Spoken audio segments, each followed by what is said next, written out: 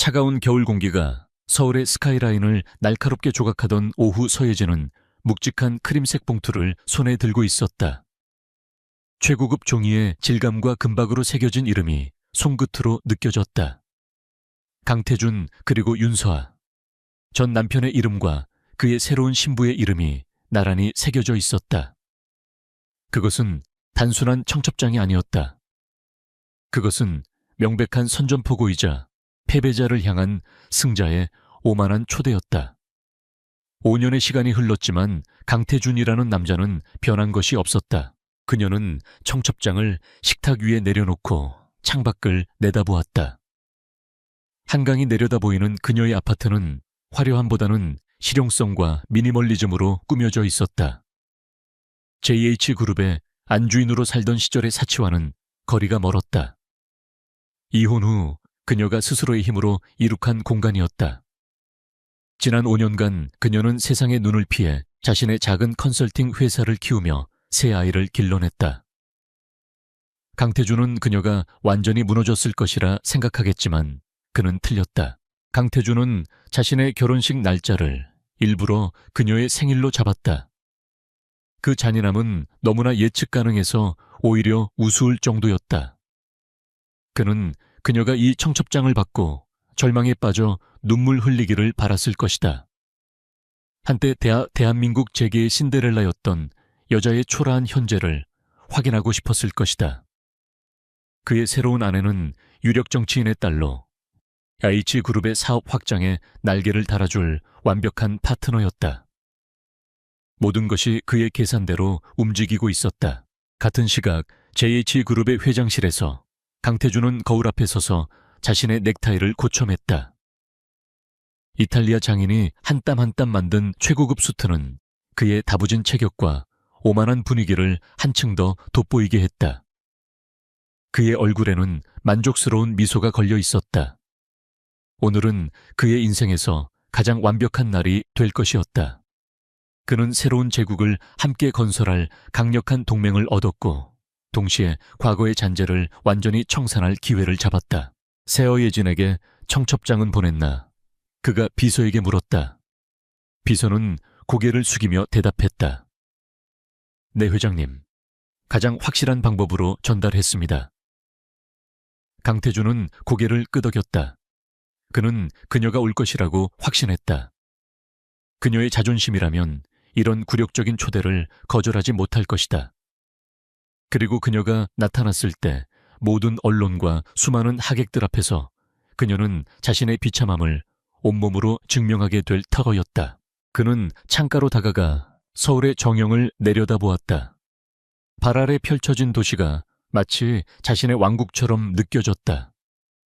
서예진은 한때 그 왕국의 일부였지만 그녀는 너무 이상적이고 순진했다. 사업은 전쟁터이며 그곳에서 감정은 사치일 뿐이라는 것을 그녀는 이해하지 못했다. 그는 그녀의 재능을 이용했고 더 이상 필요가 없어졌을 때 가차없이 버렸다. 그것이 그가 살아가는 방식이었다. 결혼식 당일 서예진은 옷장 앞에서 오랫동안 서 있었다. 화려한 드레스나 보석은 없었다. 그녀는 심플한 네이비 색상의 실크 원피스를 골랐다. 과시적이지 않으면서도 우아하고 어떤 상황에서도 주눅들지 않는 힘을 가진 옷이었다. 그녀는 5년 전과 달리 짧게 자른 머리를 단정하게 빗고 옅은 화장을 했다. 그녀의 눈빛은 슬픔이나 분노가 아닌 차가운 결의로 가득 차 있었다.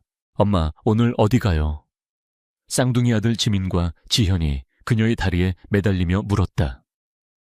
그들의 뒤를 이어 막내딸 지우가 호기심 가득한 눈으로 그녀를 올려다보았다. 세 아이는 모두 5살이었고 놀라울 정도로 강태준의 어린 시절을 빼닮았다. 짙은 눈썹, 날카로운 콧날, 그리고 고집스러워 보이는 인매까지.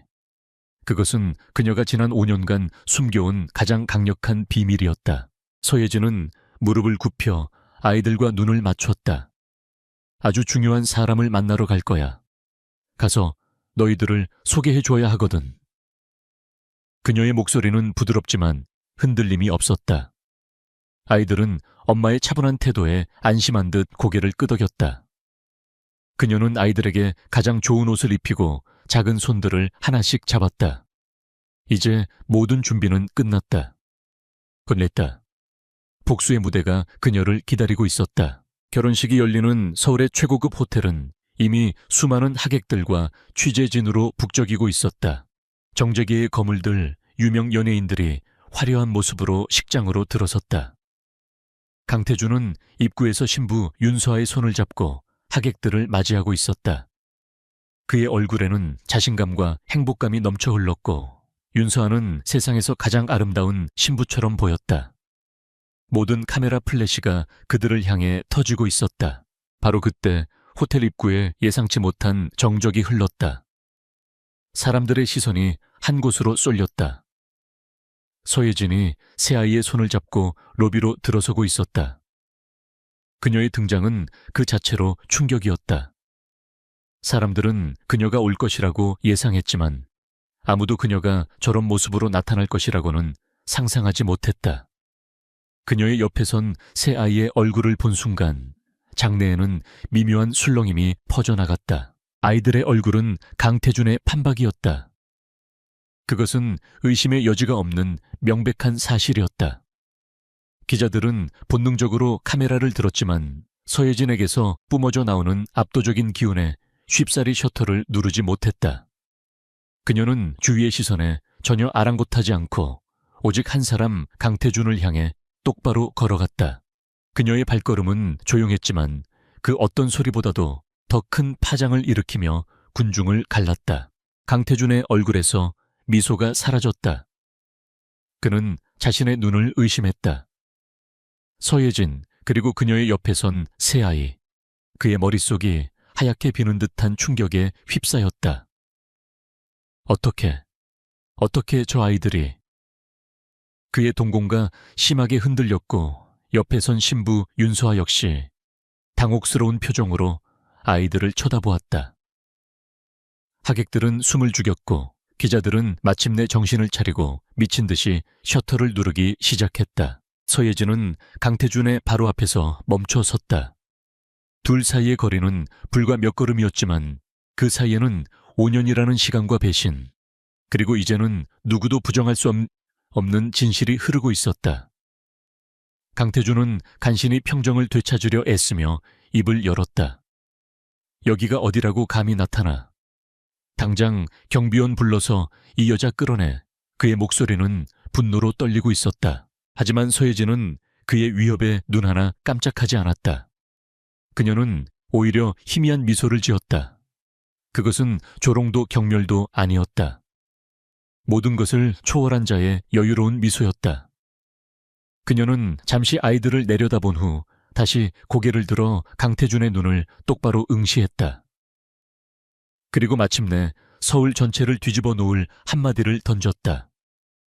그녀의 목소리는 크지 않았지만 장내의 모든 소음을 잠재울 만큼 명료하고 힘이 있었다. 강태준 씨 아이들이 아빠에게 인사하고 싶어 하는데요. 그 한마디는 마치 폭탄과도 같았다. 회장님도 여보도 아닌 철저히 거리를 두는 강태준 씨라는 호칭, 그리고 그 뒤에 이어진 아빠라는 단어.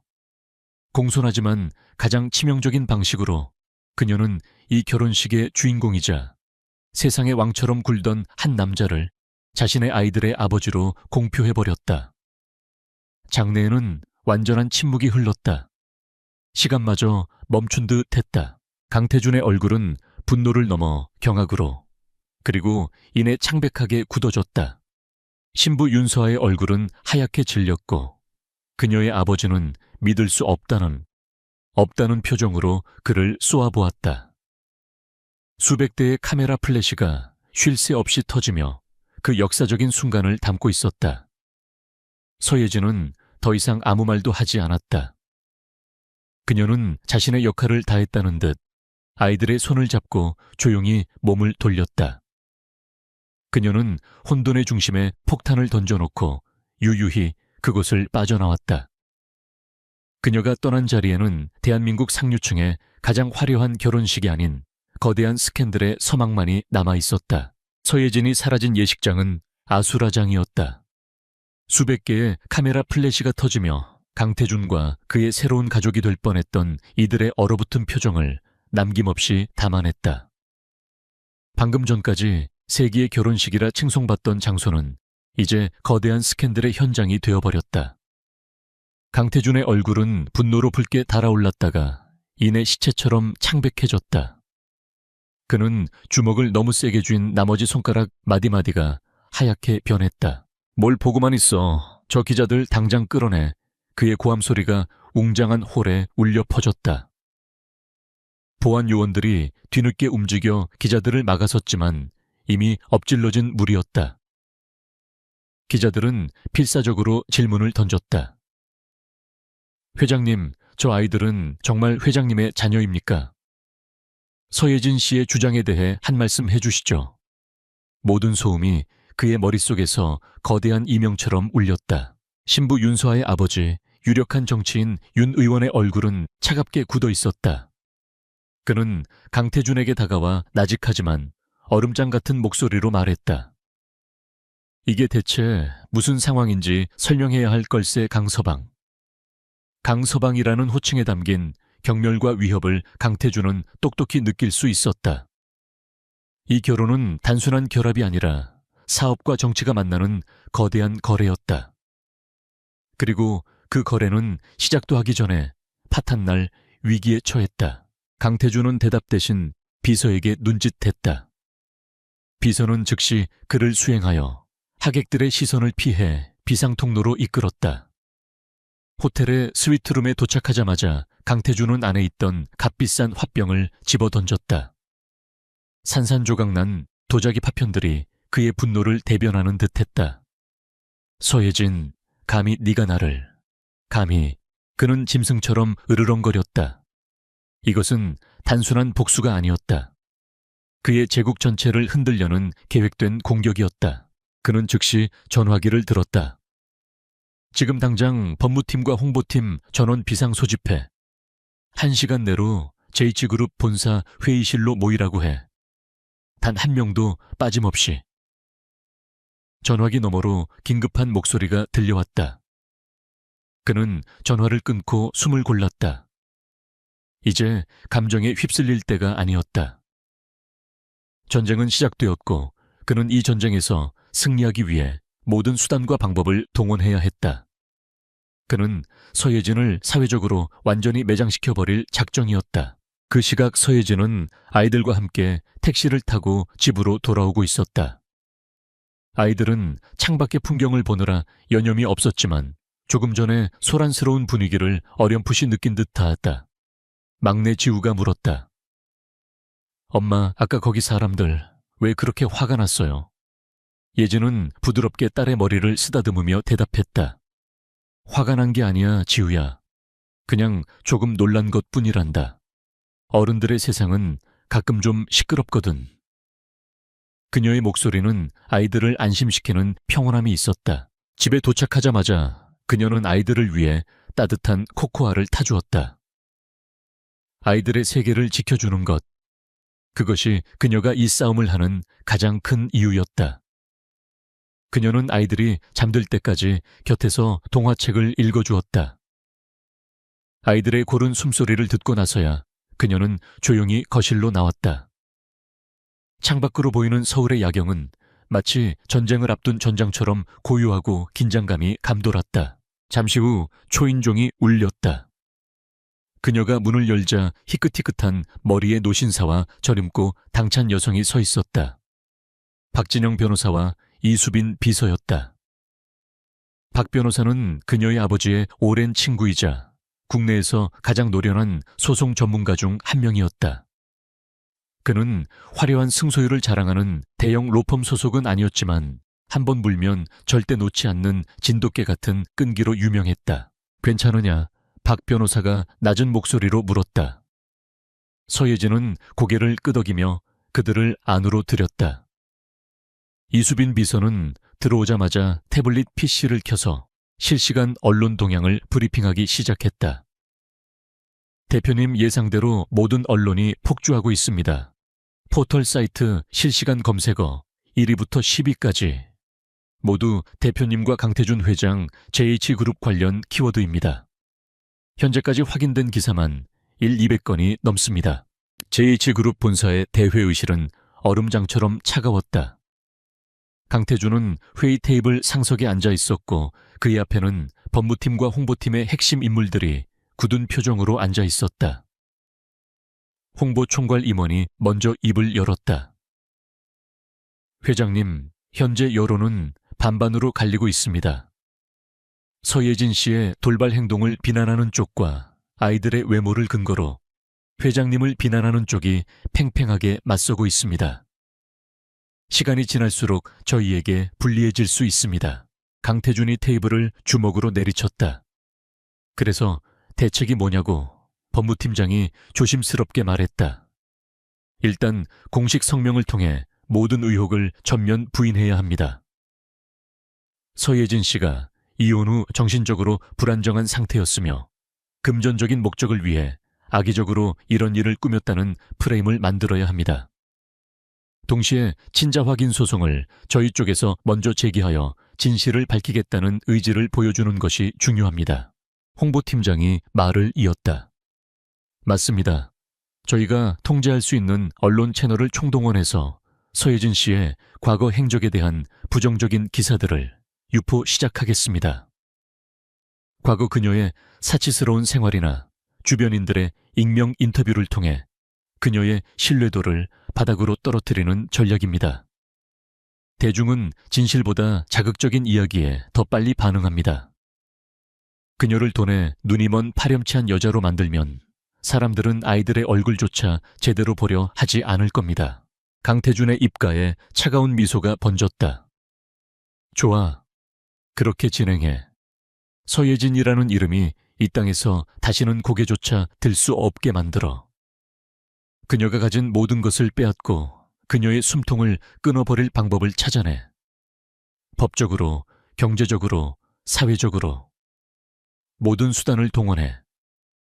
회의실 안의 임원들은 그의 살기 어린 눈빛에 저도 모르게 몸을 떨었다.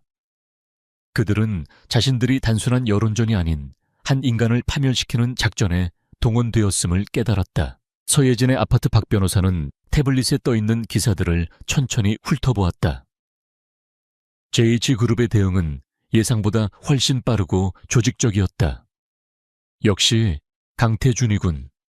흙을 백으로 만드는 데는 도 같은 자들이지. 그가 이 혀를 차며 말했다. 예진아, 이제부터 진짜 싸움이다. 저들은 너를 미친 여자 돈에 환장한 여자로 만들 거다. 온갖 거짓 정보와 악성 루머가 쏟아져 나올 게야. 견딜 수 있겠느냐? 서예진의 눈빛은 흔들리지 않았다. 지난 5년 동안 오늘을 준비했어요, 변호사님. 저들이 저를 공격할수록 대중은 오히려 더 궁금해할 거예요. 왜 저 거대한 JH그룹이 고작 여자 하나를 상대로 저렇게까지 필사적일까 하고 말이죠. 그녀의 전략은 명확했다. 바로 전략적 침묵이었다. 상대방이 온갖 무기를 난사하며 스스로 탄약을 소진하게 만드는 것. 그녀의 침묵은 그 어떤 웅변보다도 더 강력한 메시지를 전달할 터였다. 이수빈 비서가 새로운 정보를 보고했다. 방금 JH그룹에서 공식 성명이 나왔습니다. 대표님의 주장은 모두 허위이며 정신적 문제와 금전적 동기를 가진 악의적 흠집내기라고 발표했습니다. 즉시 법적 대응에 착수할 것이며 친자 확인 소송을 제기하겠다고 합니다. 박 변호사의 미간이 찌푸려졌다. 저들이 먼저 소송을 걸다니 주도권을 쥐고 가겠다는 속세미로군. 하지만 서예진의 표정은 놀랍도록 평온했다. 그녀는 창밖의 어둠을 바라보며 나지막이 말했다. 괜찮아요. 모든 것이 제 예상대로 흘러가고 있어요. 저들은 지금 자신들이 판 무덤으로 스스로 걸어 들어가고 있는 중이니까요. 그녀의 목소리에는 강한 확신이 담겨 있었다. 강태준은 그녀가 단지 아이들을 내세워 감정에 호소할 것이라고 생각했겠지만 그는 틀렸다. 아이들은 시작일 뿐이었다. 진짜 칼날은 아직 칼집 속에 숨겨져 있었다. 그날 밤 대한민국은 서예진과 강태준의 이야기로 잠 못 이루었다. JH그룹의 막강한 언론 플레이가 시작되면서 서예진을 향한 비난 여론이 서서히 고개를 들기 시작했다. 인터넷 커뮤니티에는 그녀의 신상을 터는 글들과 확인되지 않은 루머들이 쏟아졌다. 반면 강태준은 언론의 보호막 뒤에 숨어 피해자의 얼굴을 하고 있었다. 그러나 폭풍의 눈 속에 있는 서예진은 외부의 소음에 전혀 흔들리지 않았다. 그녀는 자신의 팀과 함께 다음 수를 준비하고 있었다. 벽에 걸린 시계가 자정을 알리고 있었다. 새로운 날이 밝아오고 있었다. 그리고 그날은 반격의 서막을 여는 날이 될 것이었다. JH그룹이 쏟아내는 악의적인 정보전 속에서 서예진은 철저한 침묵을 유지했다. 그녀의 이름은 연일 포털 사이트를 장식했고 대중은 강태준의 거대 미디어 권력이 만들어낸 돈에 눈이 먼 전처라는 프레임에 서서히 갇혀가고 있었다. 그녀의 집 앞에는 며칠째 기자들이 진을 치고 있었지만 그녀는 커튼조차 들추지 않았다. 세상의 모든 소음으로부터 자신과 아이들을 완벽하게 차단한 채 그녀는 자신만의 전쟁을 준비하고 있었다. 그녀의 집 거실은 임시 지휘통제실로 변해 있었다. 여러 대의 모니터가 벽을 따라 설치되었고 화면에는 복잡한 주식 시세와 기업 분석 데이터, 그리고 실시간으로 업데이트되는 뉴스피드들이 쉴 새 없이 떠 있었다. 이수빈 비서가 빠른 손놀림으로 키보드를 두드리며 정보를 취합했고 박진영 변호사는 법률적 검토를 위해 서류 더미에 파묻혀 있었다. 이 작은 공간이 거대한 JH그룹을 상대하는 전쟁의 심장부였다. 대표님, 여론이 계속해서 악화되고 있습니다. 이대로 침묵만 지키는 것이 과연 최선일까요? 이수빈 비서가 우려 섞인 목소리로 물었다. 서예진은 모니터에서 눈을 떼지 않은 채 대답했다. 수빈 씨 진흙탕 싸움에서는 먼저 몸을 던지는 쪽이 더 더러워지는 법이야. 강태준은 내가 감정적으로 대응하며 언론에 호소하길 바라고 있어. 하지만 우리는 그가 원하는 대로 움직여주지 않을 거야. 우리는 그가 전혀 예상하지 못한 곳을 공격해야 해. 그녀는 화면 하나를 가리켰다. 그곳에는 JH바이오 신약개발 프로젝트라는 제목의 보고서가 띄워져 있었다.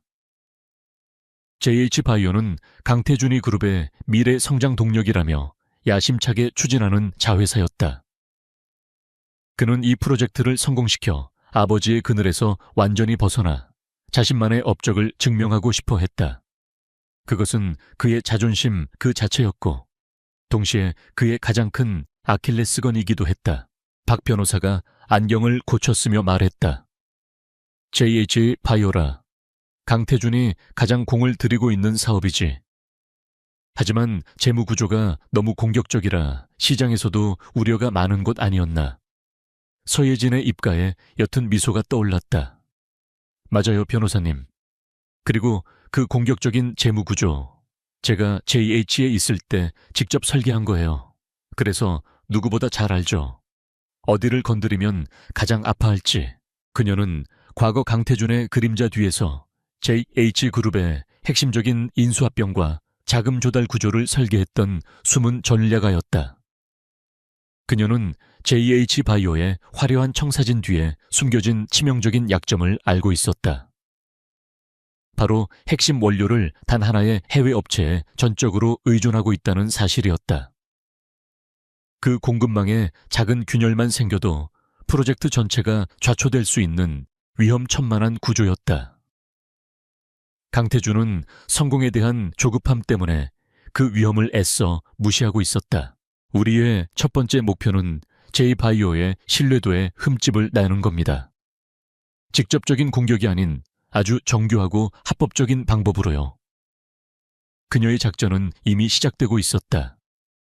그녀는 자신의 컨설팅 회사를 통해 익명으로 JH바이오의 원료 공급망 리스크를 분석하는 심층 보고서를 작성했다. 보고서는 철저히 데이터에 기반했으며 그 어떤 사적인 감정도 배제된 채 오직 날카로운 분석만이 담겨 있었다. 보고서는 홍콩과 싱가포르에 있는 몇몇 영향력 있는 외국계 투자펀드와 경제 전문지에 익명으로 전달되었다. 대한민국이라는 좁은 우물 안이 아닌 글로벌 금융시장이라는 더 큰 무대를 선택한 것이었다. 서예진은 그들이 감정적인 스캔들 기사보다 냉정한 데이터 분석에 더 민감하게 반응할 것임을 알고 있었다. 그녀의 예측은 정확했다. 며칠 후 해외 경제 전문지에서 첫 번째 기사가 터져 나왔다. JH그룹의 야심작 JA-바이오 숨겨진 공급망 리스크에 대한 우려라는 제목의 기사였다. 기사는 서예진이 작성한 보고서의 데이터를 인용하며 JH-바이오의 미래 가치가 심각하게 고평가되었을 가능성을 제기했다. 이 기사는 국내 언론이 아닌 월스트리트의 투자자들이 아침마다 읽는 공신력 있는 매체에 실렸다. 파장은 즉각적이었다. JH그룹의 주가는 개장과 동시에 소폭 하락하기 시작했다. 처음에는 대수롭지 않은 조정처럼 보였다. 하지만 점심시간이 지나면서 외국인 투자자들을 중심으로 매도 물량이 꾸준히 흘러나오기 시작했다.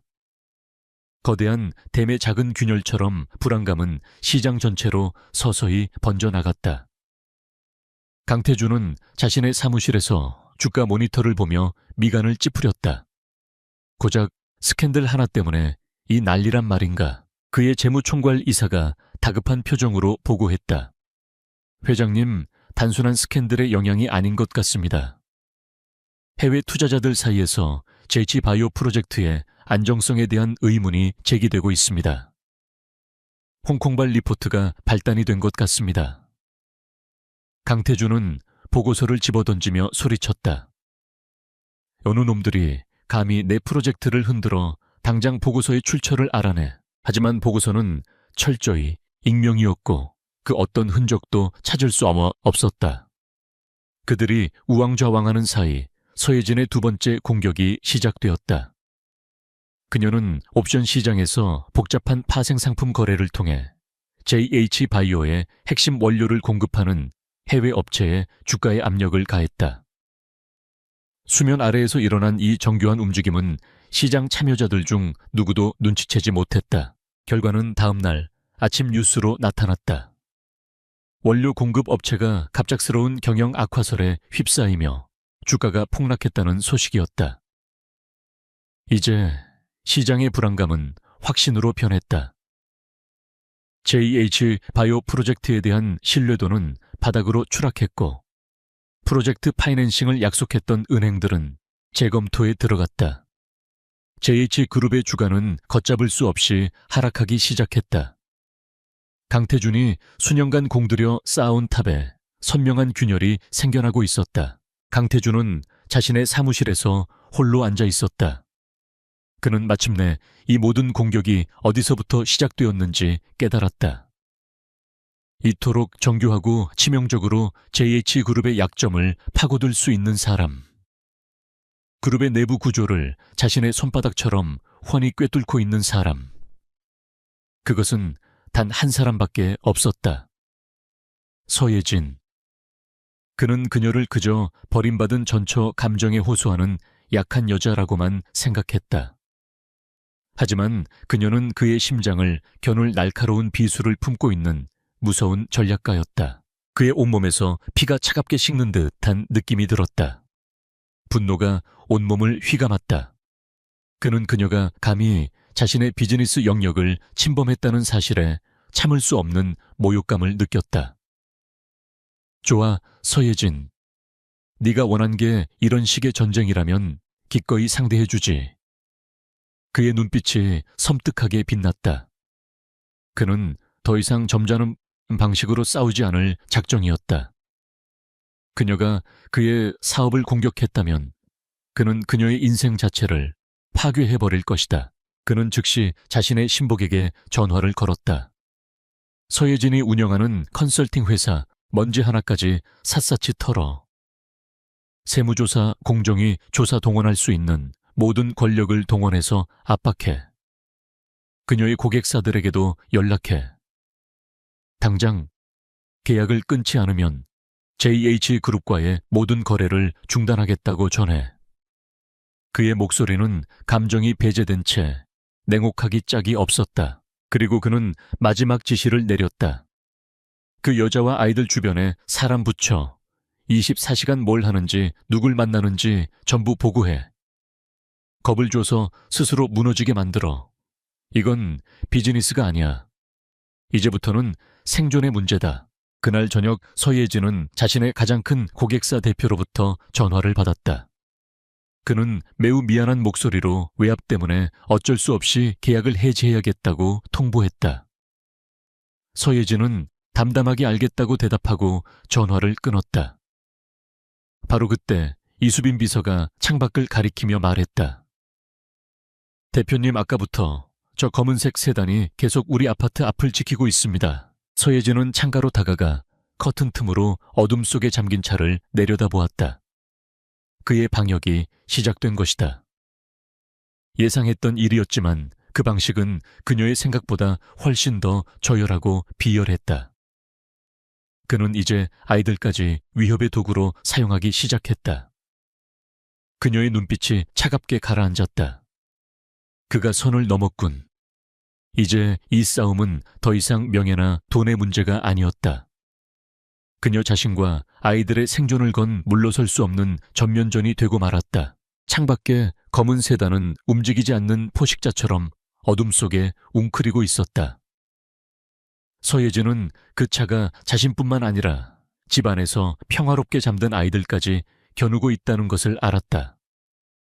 강태준의 비열한 압박은 그녀의 분노를 넘어선 차가운 결의를 일깨웠다. 그의 방식은 예나 지금이나 변함이 없었다. 목표를 위해서라면 가장 가까운 사람마저 도구로 쓰고 가치가 없어지면 가차없이 내버리는 것.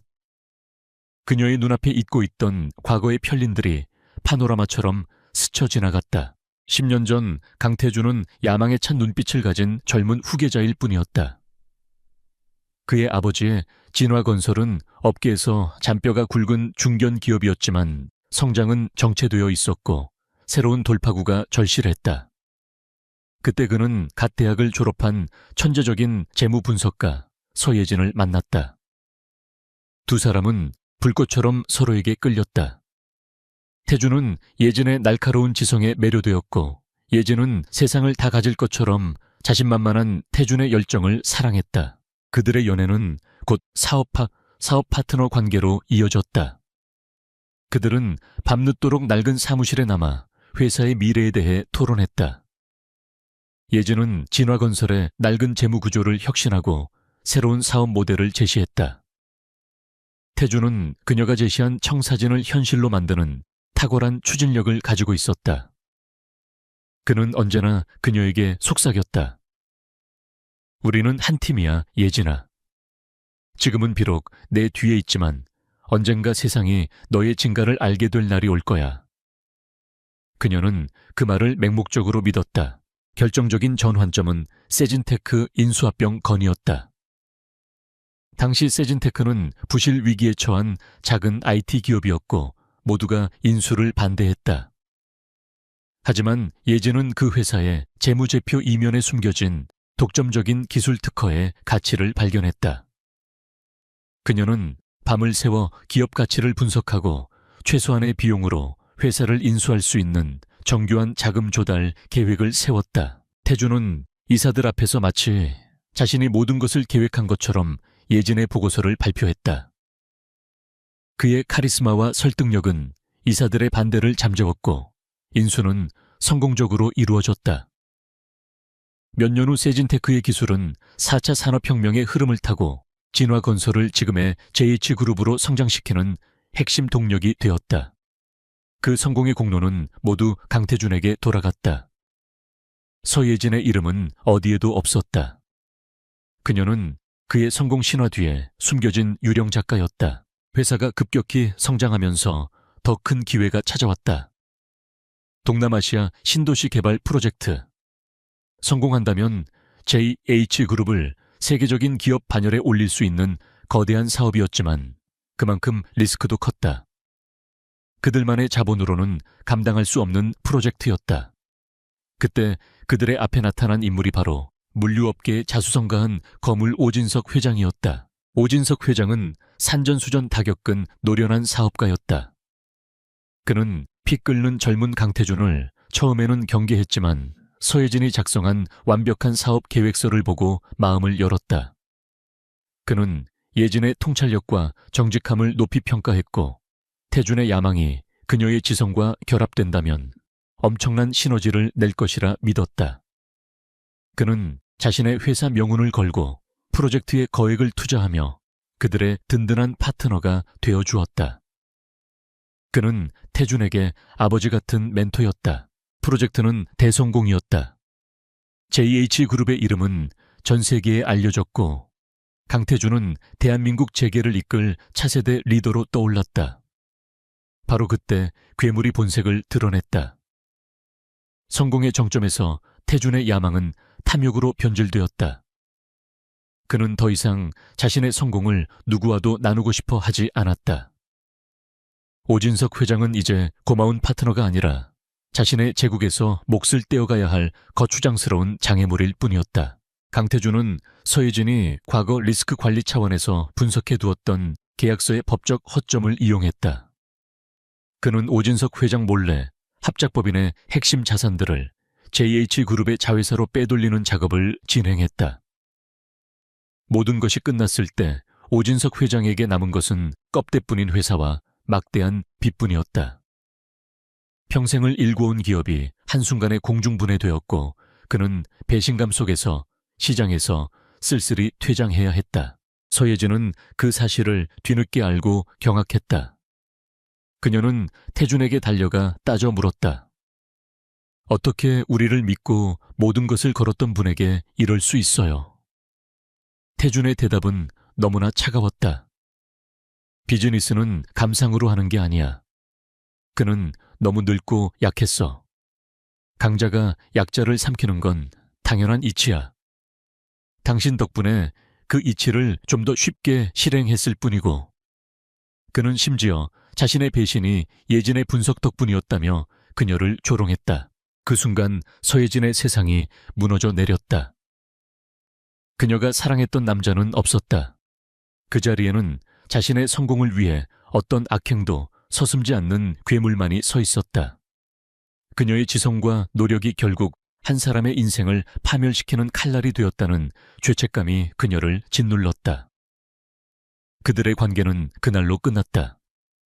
비록 법적인 부부 관계는 한동안 유지되었지만 그들의 영혼은 이미 서로를 떠나 있었다. 대표님, 괜찮으세요? 이수빈 비서의 목소리가 그녀를 과거의 악몽에서 현실로 끌어냈다. 서예진은 창밖의 검은 세단을 여전히 응시하고 있었다. 그녀의 눈빛은 더 이상 슬픔이나 죄책감에 젖어 있지 않았다. 대신 차가운 불꽃이 타오르고 있었다. 과거의 기억은 그녀를 약하게 만들지 않았다. 오히려 모든 조각들이 맞춰지며 나아가야 할 길이 선명해졌다. 강태준의 패턴은 명확했다. 오진석 회장을 배신하고 그의 제국을 세웠다. 자신을 이용하고 쓸모가 없어지자 버렸다. 그리고 이제는 그 제국을 지키기 위해 자신과 아이들을 파괴하려 하고 있다. 그의 성공은 타인의 희생과 눈물 위에 세워진 사상 누각이었다. 그 기반을 흔드는 것, 그것이 바로 그를 무너뜨릴 유일한 방법이었다. 서예진은 마침내 창가에서 몸을 돌렸다. 그녀는 결심했다. 더 이상 과거의 죄책감에 얽매여 있지 않기로. 대신 과거를 바로잡고 강태준의 거짓된 성공 신화에 종지부를 찍기로. 그녀는 박 변호사와 이수빈 비서를 바라보았다. 그녀의 목소리는 조용했지만 그 어느 때보다 단단한 힘이 실려 있었다. 강태준을 무너뜨리려면 그의 과거를 이용해야 해요. 그가 밟고 올라선 사람들의 손을 잡아야 합니다. 그녀는 이수빈 비서에게 지시했다. 오진석 회장님, 5년 전에 부도 처리된 이후로 행방이 묘연하세요. 지금 어디에 계신지 어떻게 지내시는지 알아봐 주세요. 모든 수단을 동원해서요. 그분이라면 어쩌면 우리 편이 되어 주실지도 몰라요. 그녀의 말에 박 변호사의 눈이 빛났다. 그는 오진석 회장의 몰락이 당시 업계에서 얼마나 큰 충격이었는지 기억하고 있었다. 만약 오진석 회장이 서예진과 손을 잡는다면 그것은 강태준에게 치명적인 위협이 될 터였다. 이수빈 비서는 결연한 표정으로 고개를 끄덕였다. 알겠습니다, 대표님. 당장 시작하겠습니다. 지휘통제실의 분위기가 바뀌었다. 수세에 몰려 방어하던 전략에서 적의 심장을 겨누는 공격적인 전략으로. 서예진은 새로운 동맹을 찾아 과거의 망령들과 손을 잡을 준비를 하고 있었다. 오진석 회장을 찾으라는 지시가 내려진 후 서예진의 지휘통제실은 새로운 활기로 가득 찼다. 이수빈 비서는 국내외의 모든 네트워크를 동원해 그의 흔적을 쫓았고, 박진영 변호사는 오 회장이 과거 JH그룹에 당했던 법적 배신 행위를 재검토하며 새로운 소송의 실마리를 찾고 있었다. 서예진 자신은 JH그룹의 다음 약점을 파고들 금융 데이터를 분석하며 반격의 고삐를 늦추지 않았다. 강태준의 감시와 협박 속에서도 그들은 주도권을 되찾고 있다는 희망을 품고 있었다. 하지만 강태준은 그녀가 한 걸음 나아갈 때마다 두 걸음 앞서 함정을 파고 기다리는 남자였다. 그날 오후 법원에서 등기 우편물이 도착했다. 평범한 서류 봉투였지만 그 위에 찍힌 서울 가정법원의 인장은 서예진의 심장을 차갑게 만들었다. 그녀는 불길한 예감 속에서 봉투를 뜯었다. 안에는 수십 장에 달하는 빽빽한 법률 문서가 들어있었다. 제목은 그녀의 눈을 그대로 꿰뚫는 듯 했다. 친생자 인지 및 양육권 이전 청구 소장. 문서를 읽어 내려가는 그녀의 손이 미세하게 떨리기 시작했다. 강태준은 아이들이 자신의 친생자임을 인정하는 동시에 양육권은 자신에게 이전되어야 한다고 주장하고 있었다. 소장의 내용은 교묘하고 악랄했다. 그는 서예진이 결혼식장에서 벌인 소동을 정서적으로 불안정한 히스테리 증상으로 묘사했다. 그녀가 익명으로 JH바이오를 공격한 것을 사적인 원한으로 회사의 존립을 위협하는 비이성적 행위로 규정했다. 더욱 가증스러운 것은 그가 서예진의 고객사 계약 해지 사실을 거론하며 그녀가 현재 경제적으로 무능력한 상태라고 주장한 부분이었다. 그 모든 것을 자신의 권력으로 조작해놓고 이제 와서 그것을 그녀의 무능력에 대한 증거로 들이밀고 있었다. 소장은 그녀를 대한민국 최고의 재벌가 후계자들을 키울 자격이 없는 불안정하고 무능력하며 복수심에 불타는 부적격한 어머니로 매도하고 있었다. 서예진의 눈앞이 아찔해졌다. 숨이 제대로 쉬어지지 않았다. 지난 5년간 그녀는 세상의 모든 풍파를 막아서며 아이들을 지켜왔다. 아이들은 그녀의 세상이었고 그녀가 살아가는 이유 그 자체였다. 그런데 이제 강태준은 그 세상을 통째로 빼앗으려 하고 있었다. 아이들을 그 괴물 같은 남자의 손에 넘겨줘야 한다는 상상만으로도 온몸의 피가 역류하는 듯 했다. 그녀가 애써 지켜온 평정심과 냉철한 이성이 산산조각 났다. 그녀는 전략가가 아닌 그저 아이를 잃을 위기에 처한 한 명의 겁에 질린 어머니일 뿐이었다. 같은 시각 강태준은 자신의 법무팀과 화상회의를 하고 있었다. 그의 변호인단은 국내 최고의 변호사들로 구성되어 있었다. 회장님, 소장은 오늘부로 접수되었습니다. 서예진 씨 측에 곧 송달될 겁니다. 강태준은 만족스러운 듯 고개를 끄덕였다. 한 변호사가 조심스럽게 물었다. 하지만 회장님 양육권 소송은 매우 민감한 사안입니다. 여론이 오히려 악화될 수도 있습니다. 아이들을 협상의 도구로 사용한다는 비판을 받을 수 있습니다. 강태준의 얼굴이 차갑게 굳어졌다. 비판 상관없어. 서예진은 독사 같은 여자야. 급소를 물리기 전에는 절대 멈추지 않아. 아이들은 그 여자의 유일한 급소지. 내가 아이들을 데려오겠다고 압박하면 그 여자는 결국 무릎을 꿇고 모든 것을 포기할 거다. 이건 양육권 싸움이 아니야. 이건 항복을 받아내기 위한 최후 통첩이야. 그의 목소리에는 아이들에 대한 애정이라고는 눈꼽만큼도 찾아볼 수 없었다. 아이들은 그저 자신의 제국을 지키기 위한 가장 효율적인 무기일 뿐이었다. 소장을 받아든 박진영 변호사가 한달음에 그녀의 집으로 달려왔다. 그는 소장을 읽으며 분노를 감추지 못했다. 이건 소송이 아니라 인격 살인이군. 강태준이 드디어 이성을 잃었어. 그는 심각한 표정으로 서예진을 바라보았다. 예진아, 정신 똑바로 차리고 들어야 한다. 이건 아주 힘든 싸움이 될 게다. 강태준은 돈과 권력으로 최고의 변호인단을 꾸리고 수많은 전문가 증인들을 내세워 너를 공격할 거야.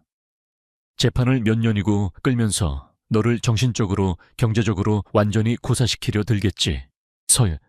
예진은 아무 말도 할 수 없었다. 그녀의 머릿속은 온통 혼란으로 가득 찼다. 강태준의 덫은 완벽했다. 만약 그녀가 C그룹에 대한 공격을 계속한다면 그는 법정에서 그것을 그녀가 아이들보다 복수를 우선시하는 무책임한 엄마라는 증거로 사용할 것이다. 반대로 만약 그녀가 모든 것을 멈추고 양육권 방어에만 집중한다면 그것은 정확히 강태준이 원하는 바였다. 그는 그녀의 손발을 묶어놓고 그 사이에 자신의 모든 범죄 증거들을 완벽하게 인멸할 터였다. 그녀는 선택의 기로에 섰다. 정의를 위한 싸움을 계속할 것인가? 아니면 아이들을 지키기 위해 모든 것을 포기할 것인가? 어떤 것을 선택하더라도 결국 모든 것을 잃게 될 것만 같았다. 그때 방에서 아이들의 웃음소리가 들려왔다. 아이들은 아무것도 모른 채 자신들만의 세상에서 즐겁게 놀고 있었다. 그 순수한 웃음소리가 비수처럼 그녀의 마음에 날아와 박혔다. 서예진은 천천히 아이들이 있는 방으로 걸어갔다. 블록을 쌓으며 제잘거리는 아이들의 모습을 보자 그녀의 눈에서 뜨거운 눈물이 흘러내렸다. 지난 5년간 단 한 번도 약한 모습을 보인 적 없었던 그녀였다. 하지만 지금은 아니었다. 그녀는 무너져 내렸다. 아이들을 끌어안고 소리 없이 흐느꼈다. 아이들은 갑작스러운 엄마의 눈물에 놀라 작은 손으로 그녀의 눈물을 닦아주었다. 엄마, 울지 마세요. 우리가 있잖아요. 아이들의 따뜻한 위로가 그녀의 무너진 마음을 다시 일으켜 세웠다.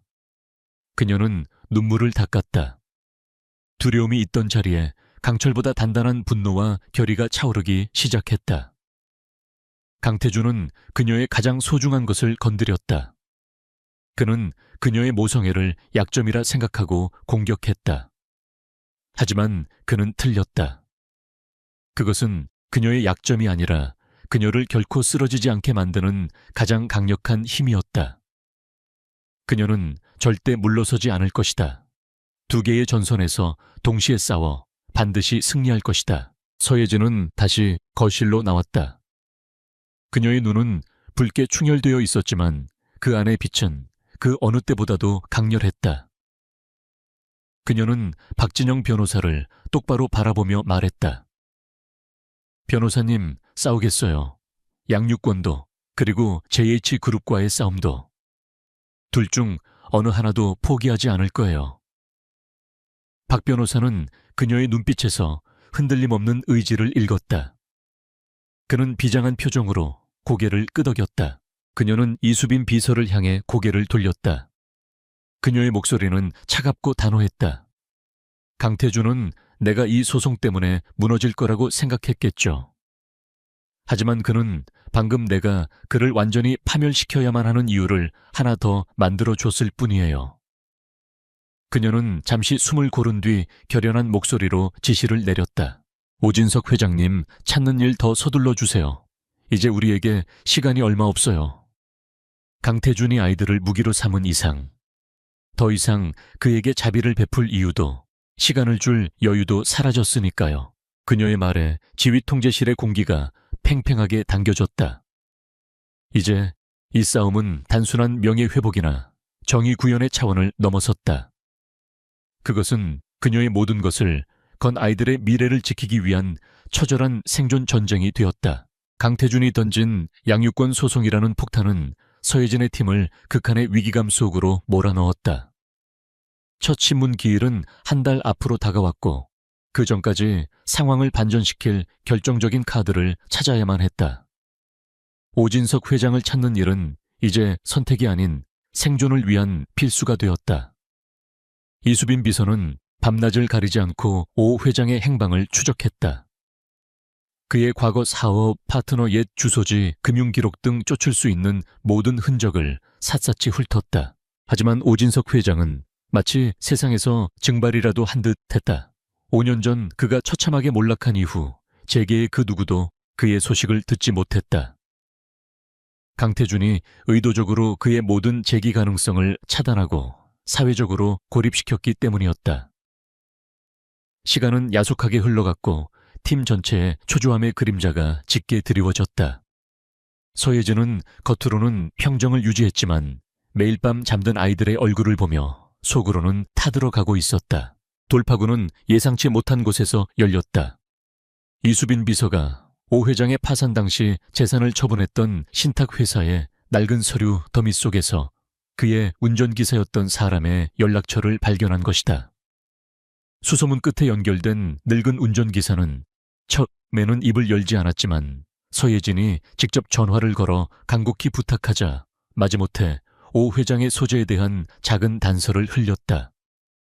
그는 서울을 떠나 아무도 자신을 알아보지 못하는 시골 마을에 칩거하고 있었다. 그가 정착한 곳은 번잡한 서울에서 수백 킬로미터 떨어진 시간이 멈춘 듯한 작은 도자기 마을이었다. 서예진은 다음날 새벽 이 사실을 박 변호사에게만 알린 채 홀로 차를 몰았다. 박 변호사는 그녀의 안전을 걱정하며 만류했지만 그녀는 고집을 꺾지 않았다. 이것은 그녀가 직접 부딪혀 풀어야 할 과거의 매듭이었다. 다른 사람을 통해서는 결코 그의 마음을 열 수 없으리라 직감했다. 고속도로를 벗어나 굽이진 시골길을 한참 달리자 고즈넉한 풍경 속에 자리 잡은 도예촌이 나타났다.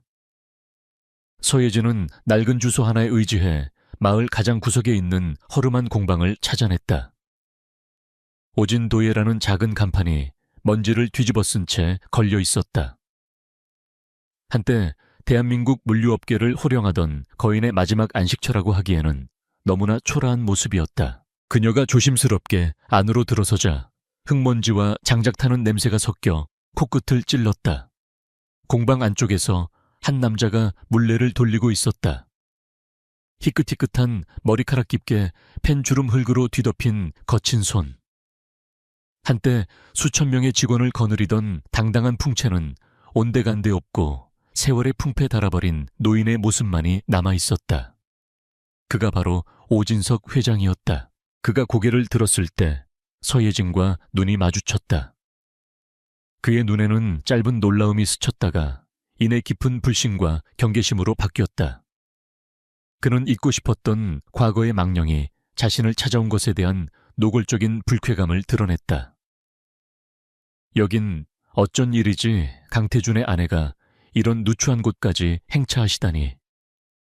그의 목소리는 흙가루처럼 버석거렸고 아내라는 단어에 가시가 돋쳐 있었다. 서예진은 그의 냉대에도 흔들리지 않고 고개를 숙였다. 오랜만입니다, 회장님. 서예진입니다. 그녀는 더 이상 강태준의 아내가 아니었지만 굳이 변명하지 않았다. 그녀는 그에게 가해진 상처의 일부에 자신도 책임이 있음을 알고 있었다. 잠시 드릴 말씀이 있어 찾아왔습니다. 시간을 좀 내주실 수 있겠습니까? 오진석 회장은 한참 동안 그녀를 쏘아보다가 말없이 자리에서 일어나 안쪽의 작은 다실로 안내했다. 다실에는 투박한 찻잔과 낡은 탁자가 전부였다. 그는 직접 끓인 찬물을 따르며 입을 열었다. 무슨 말을 하러 온 건지는 모르겠지만 난 할 말이 없네. 지난 일은 다 잊었어. 강태준도 JH그룹도 이제 나와는 상관없는 세상 이야기야. 그의 목소리에는 깊은 체념이 배어 있었다. 서예진은 정중하게 찻잔을 받아 들었다. 회장님께서 겪으신 고통과 배신감을 제가 감히 헤아릴 수 없습니다. 그리고 그 과정에 제 능력이 이용되었다는 사실 또한 부끄럽게 생각합니다. 그녀의 솔직한 고백에 오 회장의 표정이 미세하게 움직였다. 그는 그녀가 변명을 하러 온 것이 아님을 직감했다. 그녀는 말을 이었다. 저는 복수를 위해 회장님을 찾아온 것이 아닙니다. 정의를 위해 찾아왔습니다. 그녀는 강태준과 이혼한 후의 이야기, 새 아이의 존재, 그리고 지금 벌어지고 있는 양육권 소송에 대해 담담하게 털어놓았다. 그녀의 이야기가 이어질수록 오 회장의 눈빛이 흔들리기 시작했다. 특히 강태준이 아이들을 무기로 그녀를 협박하고 있다는 대목에서는 그의 주먹이 부르르 떨렸다. 그놈은 변한 게 하나도 없군. 사람을 도구로만 생각하는 그 잔인함까지. 오 회장이 씁쓸하게 중얼거렸다. 하지만 그는 여전히 경계를 풀지 않았다. 그래서 나보고 뭘 어쩌라는 건가. 다 잃고 시골에 처박힌 늙은이가 뭘 할 수 있겠나. 자네의 그 잘난 머리로 알아서 해결해야지. 나까지 끌어들이지 말게. 그는 이미 싸움에 지쳐 있었고 다시 과거의 악몽에 발을 들이고 싶지 않았다. 서예진은 그의 거절을 예상했다. 그녀는 가방에서 태블릿 PC를 꺼내 그의 앞에 놓았다. 화면에는 JH그룹의 복잡한 지배 구조와 그녀가 분석한 재무 데이터들이 떠 있었다. 회장님 강태준의 제국은 겉보기엔 화려하지만 속은 썩어 있습니다. 그가 회장님을 내치고 급하게 회사를 키우는 과정에서 무수히 많은 불법과 편법을 저질렀어요. 저는 그 증거를 찾을 수 있는 지도를 가지고 있습니다. 그녀는 화면을 넘기며 설명을 계속했다. 하지만 저 혼자서는 안 됩니다. 저는 내부의 약점은 알지만 그가 제국을 세우던 초기의 역사, 즉 회장님과 함께했던 시절의 비밀들은 알지 못합니다. 그 시절의 인맥과 감춰진 거래 내역들, 그것은 회장님만이 아는 영역입니다. 제 데이터와 회장님의 기억이 합쳐진다면 우리는 강태준의 심장을 멎게 할 수 있습니다. 그녀의 제안은 더 이상 감정에 호소하는 부탁이 아니었다. 그것은 철저한 데이터에 기반한 승리 가능성이 있는 전쟁에 대한 동맹 제안이었다. 그녀는 오진석 회장의 가슴속에 아직 꺼지지 않은 사업가로서의 불씨를 정확히 꿰뚫어 보았다. 복수심이 아닌 명예회복에 대한 갈망을 자극한 것이다. 이 싸움은 과거를 되돌리기 위함이 아닙니다. 미래를 바로 세우기 위함입니다. 제 아이들이 아버지라는 괴물의 손에 넘어가지 않게 하기 위해서, 그리고 회장님께서 평생 쌓아오신 명예를 되찾기 위해서입니다. 강태준이 거짓으로 쌓은 성이 진실의 힘 앞에 어떻게 무너지는지 세상에 보여줘야 합니다.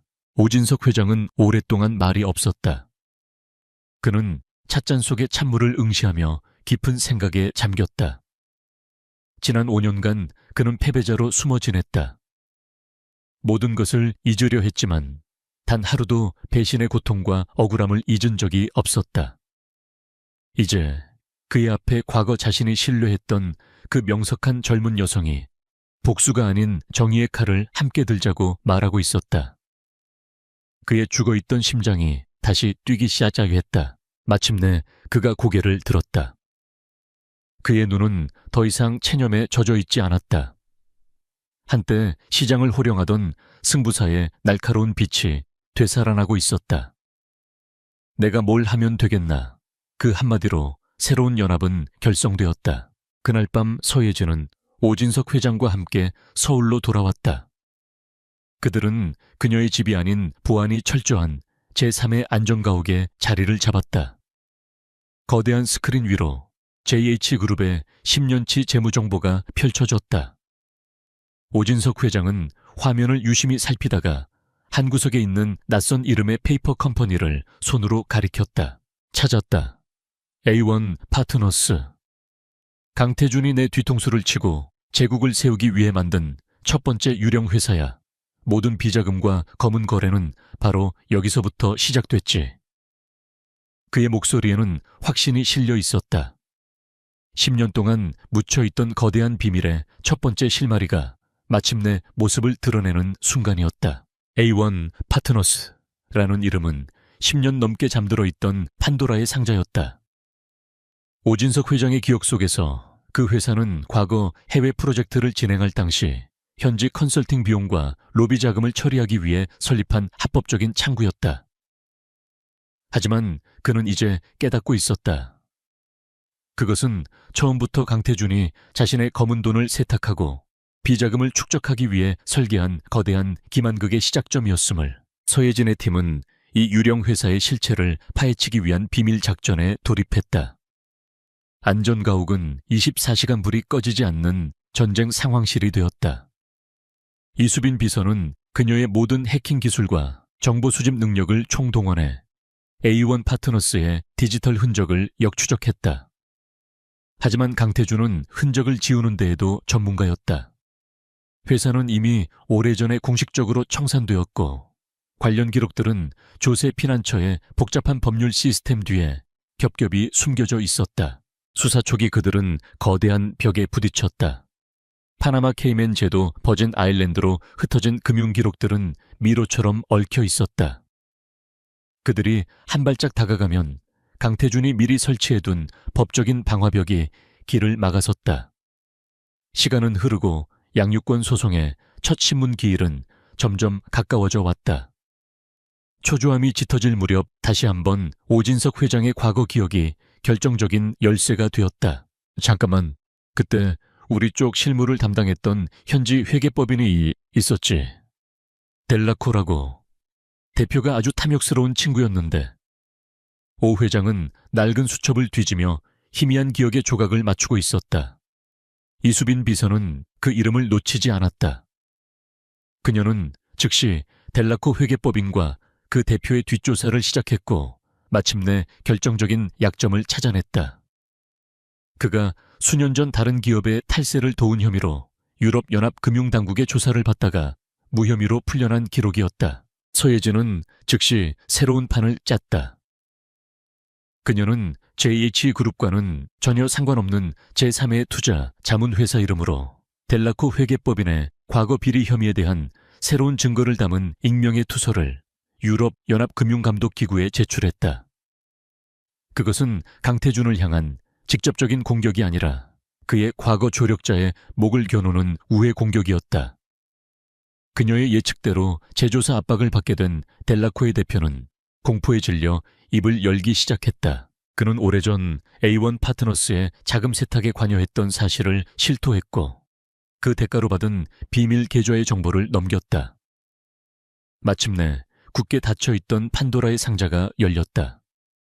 그 계좌를 통해 수많은 유령 회사들의 이름과 자금 흐름이 드러났다. JH그룹의 주요 하청업체들로부터 흘러나온 수백억 원의 돈이 A1 파트너스를 거쳐 여러 개의 유령 회사로 쪼개진 뒤 다시 하나의 계좌로 모이고 있었다. 그 계좌의 주인은 강태준의 수족이자 그룹의 재물을 총괄하는 윤상호 전무였다. 마침내 그들은 비자금의 실체를 확인했다. 하지만 그것만으로는 부족했다. 강태준은 윤 전무 개인의 비리라며 꼬리 자르기를 할 것이 뻔했다. 그 돈이 강태준을 위해 사용되었다는 결정적인 증거, 즉 스모킹건이 필요했다. 서예진은 며칠 밤낮으로 비자금 계좌의 거의 입출금 내역을 분석했다. 그러다 마침내 그녀의 눈이 한 거래 내역에 멈췄다. 수년 전 비자금 계좌에서 거액의 돈이 빠져나가 유럽의 한 바이오테크 기업에 주식을 대량으로 매입하는 데 사용된 기록이었다.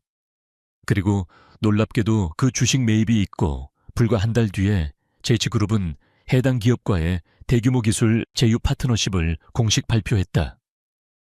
이것은 명백한 내부자 거래이자 회사의 공금을 횡령하여 개인의 이익을 취한 배임 행위였다. 강태준이 JH바이오를 설립하기 훨씬 이전부터 그룹의 미래 프로젝트를 이용해 사이프를 채우고 있었던 것이다. 모든 증거가 모였다. 이제 그들은 강태준의 숨통을 끊을 수 있는 칼을 손에 쥐었다. 하지만 서예진은 성급하게 칼을 휘두르지 않았다. 지금 증거를 터뜨리면 강태준은 막강한 법무팀을 동원해 지저분한 법정 공방으로 끌고 갈 것이다. 그녀는 그가 스스로 무덤을 파고 들어가도록 만들 생각이었다. 치밀하게 설계된 덫을 놓기 시작했다. 작전은 두 갈래로 진행되었다.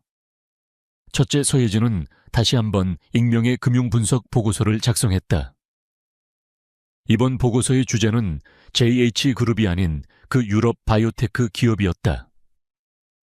보고서는 해당 기업의 주주 명부에 등재되지 않은 거대한 규모의 차명 주식 블록이 존재할 가능성을 제기하며 이것이 국제 자금 세탁 방지 기구의 조사 대상이 될 수 있다는 날카로운 경고를 담고 있었다. 이 보고서는 유럽 현지의 유력 경제지와 금융감독당국에 조용히 흘러 들어갔다. 둘째, 오진석 회장이 움직였다. 그는 자신의 옛 인맥 중 아직 현업에 남아있는 몇몇 원로 금융인들에게 전화를 걸었다.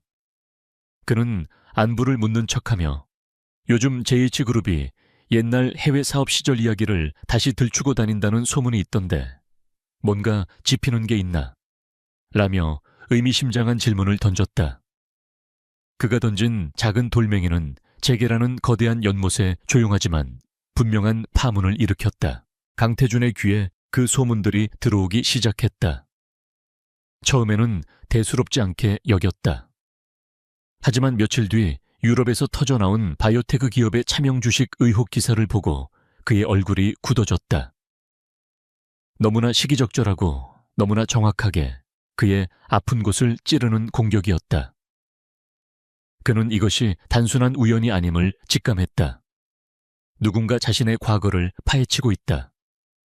그의 등골에 차가운 식은땀이 흘렀다. 그때부터 그의 내면에 잠재되어 있던 편집증적인 의심이 고개를 들기 시작했다. 그는 자신을 둘러싼 모든 것을 의심했다. 회의 시간에도 임원들의 보고에 집중하지 못하고 그들의 표정 뒤에 숨겨진 배신을 읽으려 애썼다. 밤에는 악몽을 꾸었고 낮에는 환청에 시달렸다.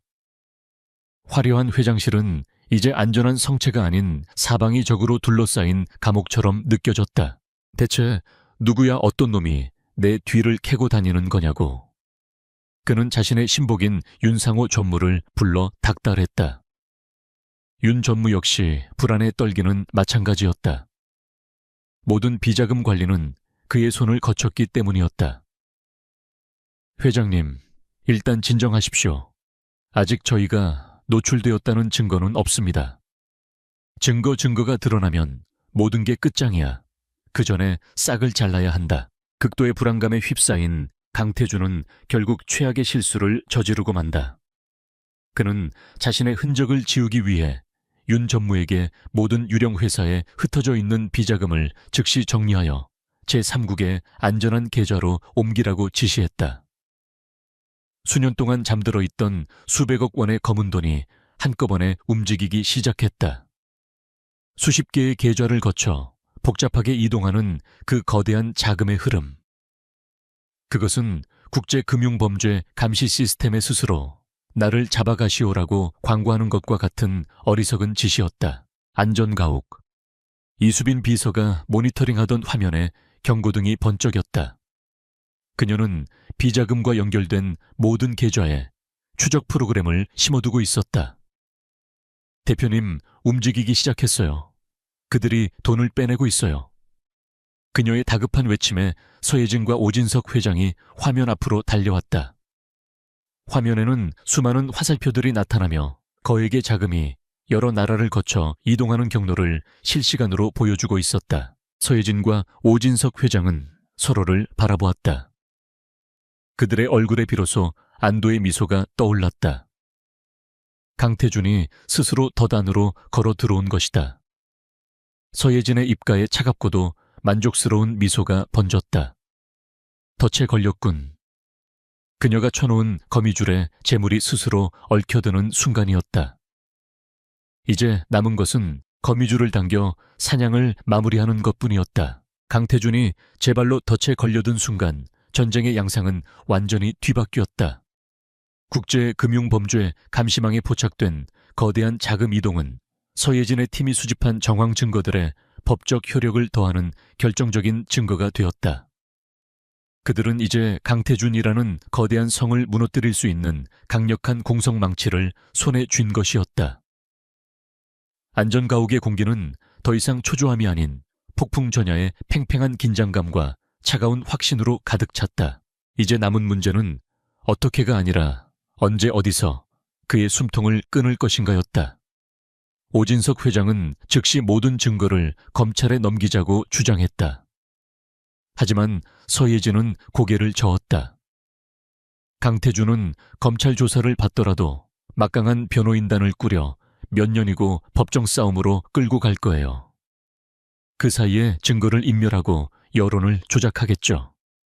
우리는 그가 방역할 시간조차 가질 수 없도록 가장 상징적인 장소에서 모든 사람이 보는 앞에서 그를 단죄해야 합니다.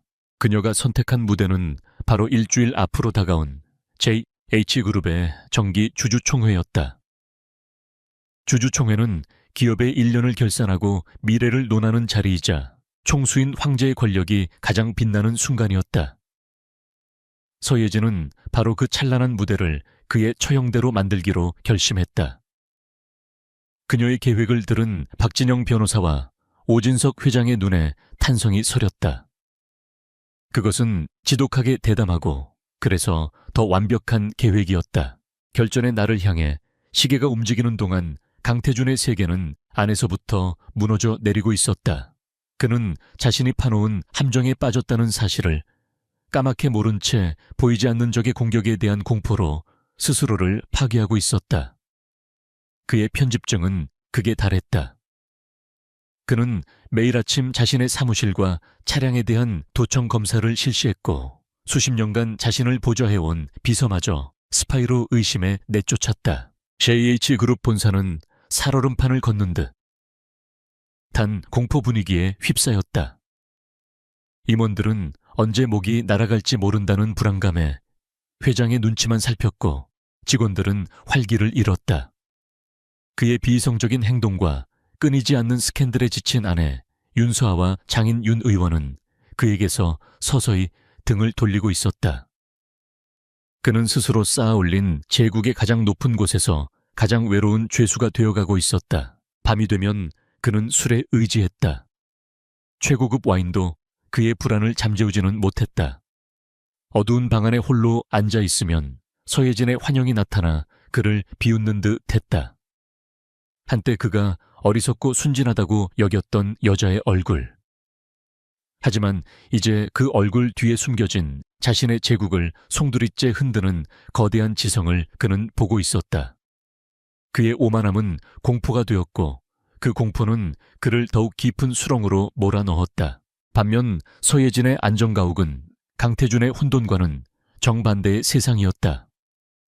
그곳에는 고요하지만 강철 같은 결의가 넘실거렸다. 그들은 주주총회에서 사용할 4가지 무기를 최종적으로 점검하고 있었다. 첫 번째는 법률의 무기였다. 박진영 변호사는 강태준의 횡령 배임, 내부자 거래 혐의를 입증하는 모든 증거 자료를 법률 문서로 정리했다. 이것은 양육권 소송에서 그의 부도덕함과 부적격성을 증명할 결정적인 반박 자료가 될 터였다. 두 번째는 금융의 무기였다. 서예진은 강태준의 비자금 흐름과 내부자 거래 과정을 한눈에 볼 수 있도록 시각화한 프레젠테이션 자료를 만들었다. 복잡한 금융 데이터를 이해하기 쉬운 이야기로 풀어내 주주와 언론이 강태준의 범죄를 명확히 인지하도록 설계했다. 그것은 그녀의 지성이 담긴 가장 날카로운 칼날이었다. 세 번째는 진실의 무기였다. 마침내 법원에서 명령한 친자 확인 검사 결과가 도착했다. 박진영 변호사는 봉긴된 서류 봉투를 조용히 테이블 위에 올려놓았다. 아직 아무도 열어보지 않았지만 그 안에 담긴 결과는 모두가 알고 있었다. 이것은 이 모든 싸움의 시작이었으며 강태준의 모든 거짓말에 종지부를 찍을 가장 감정적인 한 방이 될 것이었다. 마지막 4번째는 권력의 무기였다. 오진석 회장은 자신의 옛 인맥을 총동원해 강태준의 독단적인 경영에 불만을 품고 있던 소액 주주들을 비밀리에 접촉했다. 그는 그들의 의결권을 위임받아 서예진이 주주총회에서 정식으로 발언권을 얻을 수 있는 법적 기반을 마련했다. 강태준이 독점했던 권력의 성벽에 그들이 비집고 들어갈 작은 틈이 생긴 것이다. 주주총회 전날 밤, 서예진은 오랜만에 자신의 집으로 돌아왔다. 그녀는 잠든 새아이의 곁에 조용히 누웠다. 천사처럼 평화로운 아이들의 얼굴을 보자 지난 몇 주간의 치열했던 싸움이 주마등처럼 스쳐 지나갔다. 그녀는 이 아이들을 지키기 위해 여기까지 왔다. 이 싸움은 단순히 빼앗긴 명예를 되찾는 것이 아니라 아이들의 미래를 지키는 전쟁이었다. 그녀는 아이들의 이마에 조용히 입을 맞추었다. 그녀의 마음속에 남아있던 마지막 한 줌의 망설임마저 사라지고 오직 어머니로서의 단단한 결심만이 남았다.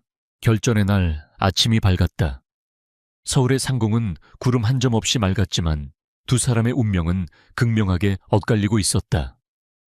강태준은 자신의 펜트하우스에서 수천만 원을 호가하는 맞춤 정장을 갑옷처럼 차려입었다. 그는 거울 앞에 서서 오만한 미소를 지어 보였지만 거울 속의 남자는 불안에 떨고 있는 초라한 영혼을 감추지 못했다. 그는 허세와 위협이라는 무기만을 들고 마지막 전장으로 향하고 있었다. 같은 시각 서예진은 심플하지만 날카로운 비즈니스 슈트 차림으로 자신의 팀 앞에 섰다. 그녀는 거울 대신 자신을 믿고 함께 싸워준 동지들의 얼굴을 바라보았다. 오진석 회장의 굳은 의지, 박진영 변호사의 흔들림 없는 신뢰 이수빈 비서의 충직한 눈빛. 그녀는 진실이라는 가장 강력한 무기를 들고 있었다. 그녀는 모든 것을 바꿀 프레젠테이션 파일이 담긴 가방을 들었다. 그리고 나지막하지만 힘있는 목소리로 말했다. 그럼 시작해볼까요? 마지막 전투에 막이 오르고 있었다. JH그룹의 정기 주주총회가 열리는 그랜드 오디토리움은 대한민국 자본시장의 심장부처럼 보였다. 수백 명의 주주기관, 투자자 외신 기자들이 자리를 가득 메웠고 단상 위에는 JH그룹의 이사진들이 굳은 표정으로 앉아 있었다. 그 중앙에는 강태준이 있었다. 그는 완벽하게 재단된 수트와 자신감 넘치는 미소로 자신의 건재함을 과시하고 있었다. 마치 최근의 스캔들은 찻잔 속의 미풍에 불과하다는 듯 그는 오만하게 회의를 주재했다. 회의는 정해진 각본대로 순조롭게 진행되었다. 지난해의 경영실적 보고와 올해의 사업계획 발표가 이어졌다. 강태준은 거대한 스크린에 화려한 그래프와 장밋빛 전망을 띄우며 JH그룹의 혁신과 성장을 역설했다. 그의 목소리는 힘이 넘쳤고 그를 지지하는 이사들은 연신 고개를 끄덕였다. 분위기는 서서히 그의 페이스대로 흘러가는 듯했다. 그가 의사봉을 두드리며 마지막 안건으로 넘어가려던 순간이었다. 이장 발언권을 신청합니다. 고요하던 장내에 맑고 단단한 목소리가 울려 퍼졌다. 모든 시선이 소리가 난 곳으로 쏠렸다. 주주석 한가운데에 설치된 발언대에 서예진이 서 있었다. 그녀의 등장은 그 자체로 사건이었다. 장내는 순식간에 술렁이기 시작했고 수십 대의 카메라 플래시가 일제히 그녀를 향해 터졌다. 강태준의 얼굴에서 미소가 사라지고 살벌한 분노가 그 자리를 대신했다. 여기가 어디라고 함부로 발언을 하려는 겁니까? 경비원은 뭘 하고 있는 거야? 하지만 서예진은 그의 고함에 아랑곳하지 않고 손에 들고 있던 서류 뭉치를 들어보였다. 저는 소액주주 연대로부터 정식으로 의결권을 위임받은 대리인으로서 이 자리에서 발언할 적법한 권리를 가지고 있습니다. 그녀의 옆에 선 박진영 변호사가 의장석에 위임장 서류를 제출했다.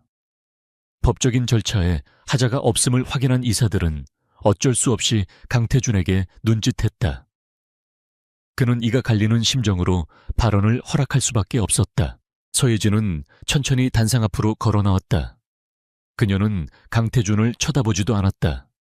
그녀의 시선은 오직 주주들을 향해 있었다. 존경하는 주주 여러분, 저는 오늘 이 자리에서 JH그룹이 당면한 가장 심각한 리스크에 대해 말씀드리고자 합니다. 그것은 시장의 불확실성도 기술의 변화도 아닙니다. 바로 강태준 회장 개인의 도덕적 법적 리스크가 어떻게 우리 모두의 자산 가치를 파괴하고 있는지에 대한 이야기입니다. 그녀의 서늘한 선언에 장내의 공기가 얼어붙었다.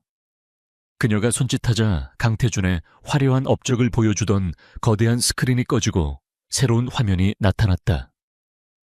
화면의 중앙에는 A1 파트너스라는 낯선 이름이 떠 있었다. 이것은 10여 년 전 설립된 유령 회사입니다. 그리고 이 회사가 바로 강태준 회장이 주주 여러분의 돈을 훔치기 위해 만든 비자금의 시작점이었습니다. 그녀의 프레젠테이션이 시작되었다. 화면에는 복잡하게 얽힌 돈의 흐름이 한눈에 보기 쉽게 펼쳐졌다. 하청업체로부터 받은 리베이트가 유령 회사를 통해 어떻게 세탁되었는지, 그 돈이 다시 차명 계좌로 흘러들어가 어떻게 강태준 개인의 부를 축적하는 데 사용되었는지, 모든 과정이 날짜와 금액 관련자의 이름과 함께 적나라하게 드러났다. 증권가에서 잔뼈가 굵은 전문 투자자들의 얼굴이 경악으로 물들었다. 그들은 자신들이 보고 있는 것이 무엇을 의미하는지 정확히 알고 있었다. 명백한 횡령이자 배임이었다. 강태준이 자리에서 벌떡 일어나 소리쳤다. 거짓말, 저건 모두 조작된 자료야. 당장 저 화면을 꺼. 그는 이성을 잃고 발악했다. 하지만 그의 편은 아무도 없었다. 주주들은 오히려 계속하시오 라고 외치며 서예진에게 힘을 실어주었다. 강태준은 자신의 왕국에서 완벽하게 고립되었다. 서예진은 멈추지 않고 다음 증거를 제시했다. 유럽 바이오테크 기업의 주식 거래 내역이었다. 그녀는 JH그룹의 공식 발표가 있기 직전 비자금을 이용해 해당 회사의 주식을 대량으로 매입한 사실을 폭로했다. 이것은 단순한 횡령을 넘어 주주 여러분에 대한 명백한 기만이자 시장 질서를 교란하는 심각한 내부자 거래 범죄입니다. 회사의 미래 가치를 담보로 자신의 배를 채운 것입니다. 장내는 분노로 들끓었다. 그때까지 강태준을 옹호하던 이사들마저 고개를 숙였다. 서예진은 잠시 말을 멈추고 숨을 골랐다. 이제 마지막 한 방이 남아 있었다. 그리고 강태준 회장의 도덕적 리스크는 비단 회사 경영에만 국한되지 않습니다. 그녀는 박진영 변호사에게 눈짓했다. 박 변호사가 앞으로 나와 법원에서 발부한 봉인된 서류를 이사회 법률 고문에게 전달했다. 모두의 시선이 집중된 가운데 법률 고문은 떨리는 손으로 봉투를 열고 안의 내용을 확인했다. 그의 얼굴이 새하얗게 질렸다. 그는 마이크 앞에 서서 거의 들리지 않는 목소리로 결과를 읽어 내려갔다. 친자 관계 성립 확률 99.999%입니다. 그 순간 오디토리움은 폭탄을 맞은 것처럼 폭발했다. 비난과 욕설 탄식이 뒤섞여 거대한 소음의 파도를 만들어냈다. 모든 것이 혼돈에 휩싸인 그 순간 서예진은 마이크를 잡고 강태준을 똑바로 응시했다. 그녀의 목소리는 소음 속에서도 얼음처럼 차갑게 울려 퍼졌다. 이 모든 범죄의 시작은 당신의 끝없는 탐욕이었습니다. 당신의 성공을 위해 헌신했던 동업자를 배신하고 회사의 돈을 쌈짓돈처럼 훔치고 심지어 자신의 아이들마저 부정하며 당신의 제국이 영원할 것이라 믿었겠죠. 그녀는 한 걸음 더 다가섰다. 그녀의 눈빛은 불꽃처럼 타오르고 있었다. 하지만 주주 여러분, 그리고 강태준 씨, 진실 위에 세워지지 않은 성은 언젠가 무너지는 법입니다. 이제 심판의 시간입니다. 그녀의 말이 끝나기가 무섭게 오디토리움의 뒷문이 활짝 열렸다. 수십 명의 검찰 수사관들이 들이닥쳤다.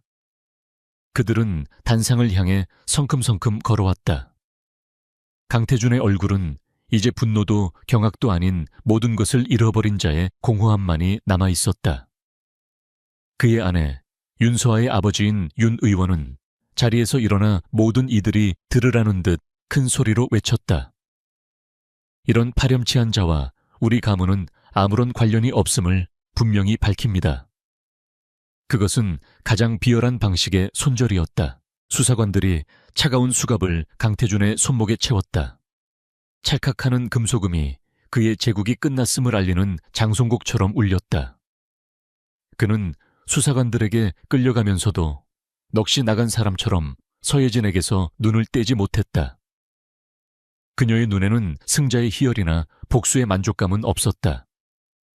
그저 모든 것이 제자리로 돌아왔다는 듯한 고요한 평온함만이 있었다. 수백 개의 카메라 플래시가 그의 초라한 마지막을 담고 있었다. 한때 세상을 호령했던 오만한 황제는 이제 자신의 왕국에서 가장 비참한 죄수가 되어 끌려 나가고 있었다. 서예진은 자신이 일으킨 거대한 폭풍의 눈 속에서 조용히 서서 그 모습을 지켜보았다. 그가 시작한 전쟁이었지만 끝을 낸 것은 바로 그녀였다. 강태준의 시대는 그의 손목에 수갑이 채워지는 순간 아주 허무하게 막을 내렸다. 대한민국을 뒤흔든 주주총회 다음 날 모든 신문과 방송의 헤드라인은 황제의 몰락을 대서특필했다. JH그룹의 주가는 개장과 동시에 폭락했고 대한민국 재계는 전례 없는 충격에 휩싸였다. 수십 년간 견고해 보였던 거대한 성은 진실이라는 작은 돌멩이 하나에 이토록 쉽게 무너져 내렸다. 강태준의 몰락은 신속하게 진행되었다. 그의 곁에는 아무도 남지 않았다. 그가 믿었던 정치적 동맹이었던 장인 윤 의원은 가장 먼저 그를 외면했고 돈으로 맺어졌던 수많은 인맥은 썰물처럼 빠져나갔다. 그는 국내 최고의 변호사들을 고용했지만 서예진이 제시한 증거들은 너무나 명백하고 방대했다. 법원은 그의 보석 신청을 기각했고 그는 차가운 구치소에서 자신의 죄를 마주해야 했다. 한때 세상을 호령하던 그의 오만함은 이제 초라한 패배자의 절망으로 바뀌어 있었다. JH그룹은 총수의 구속이라는 사상 초유의 사태를 맞아 전문 경영인 체제로 긴급 전환되었다. 새로운 경영진은 강태준이 남긴 부패의 흔적을 지우기 위해 대대적인 구조조정에 착수했다. 그의 신복이었던 윤상호 전무를 비롯한 비리 임원들은 모두 해고되었고 검찰의 조사를 받게 되었다. 회사는 살아남겠지만 과거의 영광은 깊은 상처와 함께 역사 속으로 사라질 터였다. 폭풍이 지나간 자리에 새로운 질서가 자리 잡기 시작했다. 오진석 회장은 서예진이 제공한 자료를 바탕으로 재심을 청구했고 법원은 과거 강태준의 배임 행위를 인정하여 그의 모든 혐의를 벗겨주었다. JH그룹의 새로운 경영진은 그룹의 이미지 쇄신을 위해 그에게 막대한 금액의 피해 보상금을 지급하고 공식적으로 사과했다. 그는 빼앗겼던 모든 것을 되찾았지만 다시 경영 일선에 복귀하지는 않았다. 대신 그는 자신의 보상금 전액을 출연하여 정의로운 기업재단을 설립했다. 거대 자본의 횡포에 고통받는 중소기업인들을 돕고 정직한 기업가 정신을 후원하는 재단이었다. 그는 더 이상 복수에 얽매이지 않고 자신의 아픈 과거를 더 나은 미래를 만드는 밑거름으로 사용하기로 결정했다. 그는 서예진을 찾아와 깊이 고개 숙여 감사 인사를 전했다. 서 대표 덕분에 난 돈이 아니라 내 이름을 되찾았네. 남은 인생을 빚을 갚는 마음으로 살겠네. 이제 세상의 모든 시선은 서예진에게로 쏠렸다. 강태준의 유일한 친자들이자 상속인인 새아이의 법적 보호자로서 그녀는 단숨에 JH그룹의 실질적인 지배 주주가 되었다. 언론은 그녀를 왕좌를 되찾은 여왕이라 칭하며 그녀가 과연 어떤 방식으로 JH그룹을 이끌어갈지에 대한 추측성 기사를 쏟아냈다. 모두가 그녀가 당연히 그룹의 경영권을 장악하고 강태준의 자리를 차지할 것이라고 예상했다. 하지만 그녀의 선택은 모두의 예상을 뛰어넘는 것이었다. 며칠 후 서예진은 공식 기자회견을 열었다. 수많은 카메라 앞에 선 그녀는 조금도 떨지 않았다. 그녀는 먼저 자신과 함께 싸워준 모든 이들에게 감사를 표한 뒤 자신의 거취에 대한 입장을 밝혔다. 저는 JH그룹의 경영에 참여할 의사가 없습니다. 그녀의 폭탄 선언에 기자회견장은 술렁였다. 그녀는 차분하게 말을 이었다. 저는 제 아이들이 물려받을 JH그룹의 주식 전량을 독립적인 신탁재단에 위탁할 것입니다. 재단은 전문 경영인들의 감시 아래 투명하게 운영될 것이며 아이들이 성인이 될 때까지 그 누구도 사적인 이익을 위해 주식을 이용할 수 없을 것입니다. 또한 저는 제게 주어진 의결권을 오직 JH그룹이 과거의 잘못을 바로잡고 주주와 사회를 위해 투명하고 윤리적인 경영을 하도록 감시하는 데에만 사용할 것입니다. 한 기자가 믿을 수 없다는 듯 질문했다. 그렇다면 이 모든 싸움이 대체 무엇을 위한 것이었습니까? 모든 것을 가질 수 있는 기회를 왜 포기하시는 겁니까? 서예진은 마이크를 잡고 잠시 생각에 잠겼다가 나지막하지만 단호한 목소리로 대답했다. 저는 왕국을 차지하기 위해 이 전쟁을 시작한 것이 아닙니다. 저는 제 가족을 지키고 짓밟힌 정의를 바로 세우기 위해 싸웠습니다. 과거 강태준 씨를 타락시켰던 그 거대한 권력이 제가 제 아이들에게 물려줄 유산이 되어서는 안 된다고 생각합니다. 제 아이들의 유산은 거짓된 왕좌가 아닌 성실함과 정직함으로 스스로의 삶을 일구어 나가는 힘이 되어야 합니다. 그녀의 연설은 대한민국 사회에 거대한 울림을 주었다. 사람들은 그녀에게서 복수의 화신이 아닌 진정한 용기와 원칙을 가진 리더의 모습을 보았다. 그녀는 권력을 손에 쥐었을 때 그것을 휘두르는 대신 내려놓는 길을 선택함으로써 그 어떤 권력자보다도 더 강한 영향력을 세상에 증명해 보였다. 몇 달의 시간이 흘렀다. 계절이 바뀌고 세상을 떠들썩하게 했던 스캔들도 사람들의 기억 속에서 서서히 잊혀갔다. 따스한 가을 햇살이 내리쬐는 오후 서예진은 아이들과 함께 한적한 공원에서 여유로운 시간을 보내고 있었다. 아이들은 잔디밭 위를 마음껏 뛰어놀며 해맑게 웃고 있었다. 더 이상 그녀의 집 앞을 지키는 기자도 어둠 속에서 그녀를 감시하던 검은 세단도 없었다. 그녀의 작은 컨설팅 회사는 서예진이라는 이름이 가진 신뢰와 명성 덕분에 그 어느 때보다도 크게 성장했다. 하지만 그녀는 회사를 무리하게 키우지 않았다. 그녀는 이제 돈이나 명예가 아닌 자신과 아이들의 행복을 지킬 수 있을 만큼의 일과 삶의 균형을 더 중요하게 생각했다. 그녀는 마침내 누구에게도 휘둘리지 않는 온전한 자신만의 삶을 되찾은 것이었다. 엄마 아이들이 들꽃을 한 알음 꺾어들고 그녀를 향해 달려왔다. 아이들의 얼굴에는 행복한 웃음이 가득했다. 서예진은 두 팔을 벌려 아이들을 힘껏 끌어안았다. 아이들의 웃음소리와 따스한 햇살, 그리고 평화로운 공기의 감촉.